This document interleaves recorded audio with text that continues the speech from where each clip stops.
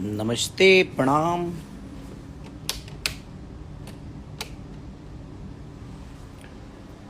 दिल से सबको थैंक यू। और एक विव का गाना बहुत प्यारा रिलीज हुआ है, आम आम लेला। आप लोग जितना कमेंट कर सकते हैं प्लीज़ करिए और लाइक करिए ताकि वो जल्दी से 1 नंबर पे पहुँचे, क्योंकि 2 नंबर पे है म्यूजिक में भी और 2 नंबर पे है। जबकि 4 गाने आपके भोजपुरी के ट्रेंडिंग में हैं और 4 गाने आपके भाई के भोजपुरी के हैं। तो आप जितना कमेंट कर सकते हैं करिए, मैं आप सबका जवाब दूंगा पक्का।